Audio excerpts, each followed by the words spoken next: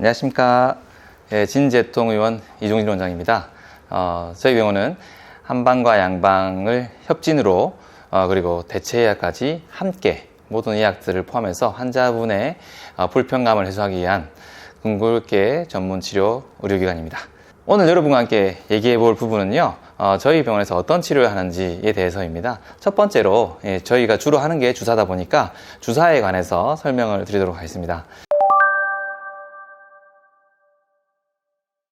저희 병원은 인대 강화 주사, 그리고 신경유착 박리 주사, 보통 신경 활성화 주사라고 명명합니다.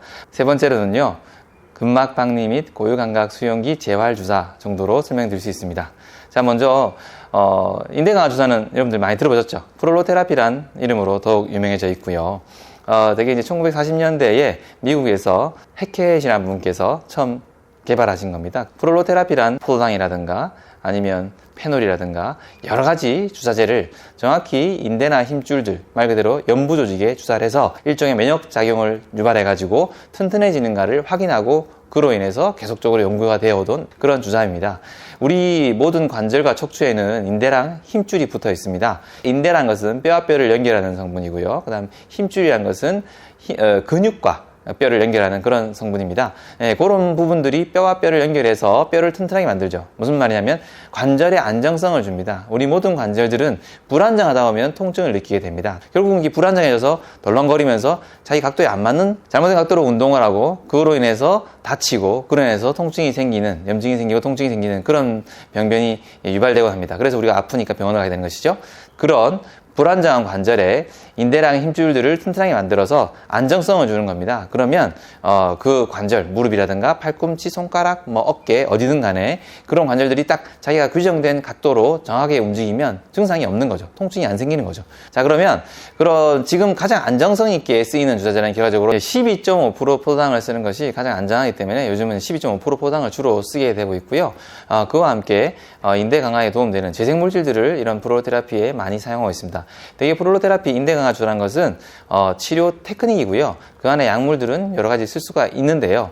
대표적으로 보통 이제 고농도 포도당 이외에도 PDRN 주사, 보통 우리 연어 주사라고 하죠. 이게 폴리디옥시리보 뉴클레오타이드라고 하는데요.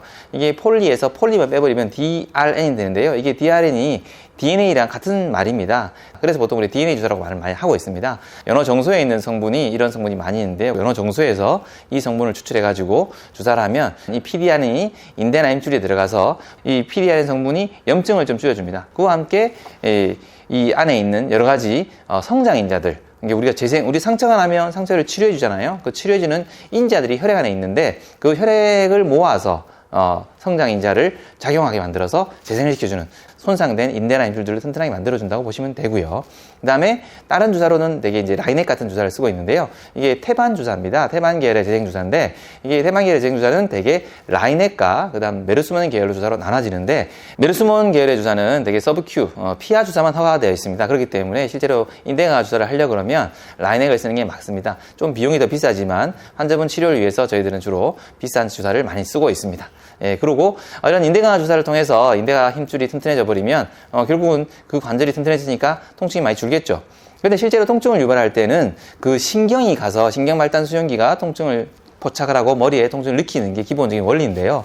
우리 예전 학생 때 배웠던 생각하시면 탈분국, 신경이 전달돼 가지고 머리 쪽 가서 결국은 통증을 느끼게 되는 건데 이 탈분국을 막아주면 그 신경, 그 통증을 유발되는 그 위치에 신경을 치료해주면 그래도 통증이 좋아지겠구나라는 생각이 들 수 있을 것입니다. 그게 결국은 신경 차단술의 원리인 것이고 그 신경 차단술이라는 것은 그 신경을 아예 막아버리는 거죠. 리도카인하고 스테로이드 소양과 함께 섞어서 주사를 하면 통증이 전달이 안 되는 것이죠. 자, 그러면 스테로이드의 부작용이라든가 그다음 마취제의 일시적인 작용을 외에 장기적으로 좋아지게 할 수 없을까? 이 원리를 가지고 그것이 이제 하이드로 다이섹션이라는 치료 방법입니다. 신경유착 박리 주사 또는 신경 활성화 주사입니다. 제가 신경 활성화라는 주사라 말을 더 좋아하는데요. 왜냐하면 우리가 탄수화물, 단백질, 지방을 아무리 열심히 먹어도 브레인, 뇌는 오로지 포도당만은 에너지원을 씁니다. 그건 이미 알고 계시죠? 그래서 보통 학생 공부할 땐 학생들한테 달달한 꿀물을 준다거나 초콜릿을 많이 먹으라 하잖아요. 이런 단 물질들이 들어와서 포도당을 합성해서 머리 쪽으로 가버리면 뇌가 활성화해서 우리가 이제 그 뇌가 에너지원을 포도당을 이용해가지고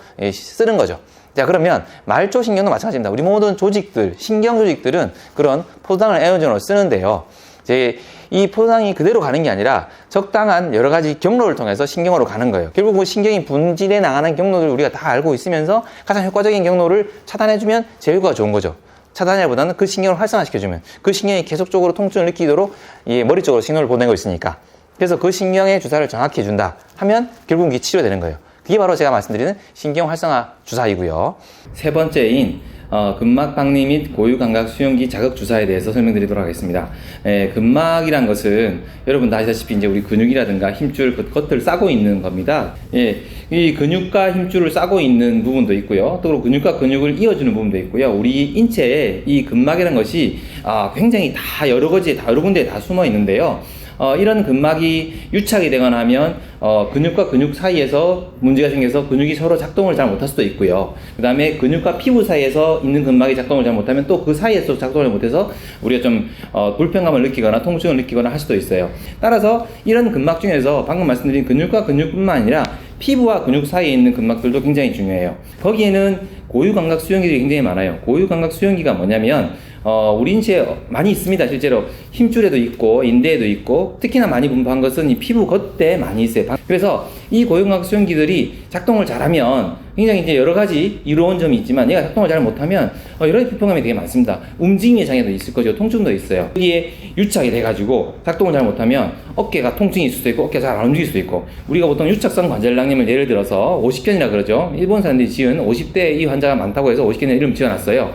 이 50견이라는 병이 유착성 관절낭염인데, 이런 병이 있을 때 이 근막에, 그리고 근막 위치에 있는 고유감각 수용기들이 유착이 같이 되어 있단 말입니다. 그렇기 때문에 팔이 더 잘 안 움직여요. 그래서 그 고유감각 수용기들만 잘 우리가 풀어져 버리면 팔 움직임이 훨씬 더 잘 움직일 수 있어요. 따라서 저는 보통 그런 치료들을 많이 적용하고 있고, 또 특히나 이쪽 표층에 있으니까 얘들을 되게 포도듯이 살짝 주사하면 잘 되긴 되는데, 문제는 그런 표층을 잘못 건드리면 혈관들이 모세혈관이 많아서 멍이 잘 들어요. 그래서 멍이 되게 잘 들기 때문에 불편감을 호소하시는 환자분도 있지만, 실제로 환자분 불편감이 해소된다 그러면 장기적으로는 훨씬 더 좋으니까, 멍이랑은 결국은 사라지니까요. 그리고 저는 그런 부분들도 최대한 불편감을 없게 하기 위해서 초음파를 보고 주사하는 경우가 많이 있습니다. 그리고 주사하는 게 불편할 경우에는 주사 이외에도 침이라든가 아니면 우리 보통 이제 녹는 실이 있습니다. 녹는 실이 한방에서는 매선이라 부르기도 하고요. 그런 부분들을 보통 일주일에서 열흘 정도 지나면 저절로 녹거든요. 그 기간 동안에 그 고유감각 수용기들을 자극을 하면서 그쪽을 문제가 있는 부분들을 유착을 풀어주고 일깨워주는 거죠.